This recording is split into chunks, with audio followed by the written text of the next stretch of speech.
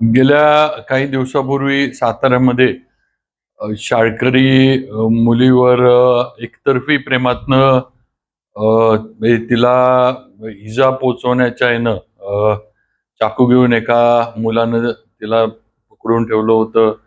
म्हणजे आपण तो व्हिडिओ बघितला सगळा आणि सगळ्यांच्या दृष्टीनं अतिशय धक्कादायक गोष्ट होती. की असे प्रकार साताऱ्यामध्ये होणं हा कधी आपल्याला सातारकरांना असा कधीच अनुभव नव्हता किंवा ही अशी कधी घटना आपल्या इथं घडली नव्हती. पण दुर्दैवानं ती घडली आणि त्या मुलीला वाचवण्यामध्ये सातारचेच 2 तरुण ज्यांनी धाडस दाखवलं, ते मान्य उमेश आडागळे आणि अमोल इंगवले. दोन्ही तरुणांचा आज आम्ही सचिन कांबळे मित्र परिवाराच्या माध्यमातून आज इथं सत्कार घेतलाय.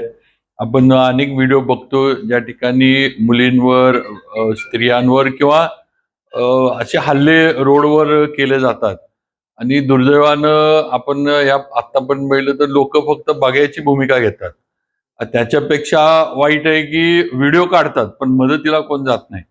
मागे सुद्धा मुंबई का मला वाटतं कुठेतरी त्या मुलीवर हल्ला केला होता तिच्या ह्यानं म्हणजे प्रियकर होता जे कोण असेल. लोक तिथं व्हिडिओ काढत होती आणि त्या माणसानं तिला वारली म्हणजे त्याच्यामध्ये तिला भोकसलं तरी कोणी मदतीला गेलं नाही. पण ह्या दोन्ही तरुणांनी धाडस दाखवलं आणि केलं. त्यांना स्वतःला तो चाकू किंवा त्या मुलाला थांबवत असताना चाकू लागला त्यांना, पण त्यांनी त्या मुलीचे प्राण किंवा तिला वाचवणं हे महत्वाचं आपलं कर्तव्य बजावलं. अशी लोक किंवा आपण सुद्धा सर्वांनी असे कुठेही प्रसंग आपल्या समोर घडत असले तर थोडं धाडस आपण दाखवलं पाहिजे.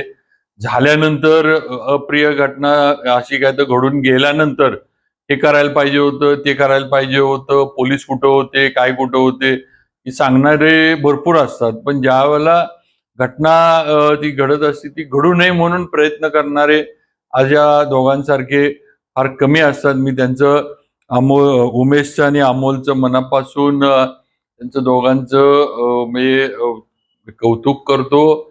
त्यांना परमेश्वरानं भरपूर आशीर्वाद द्यावेत.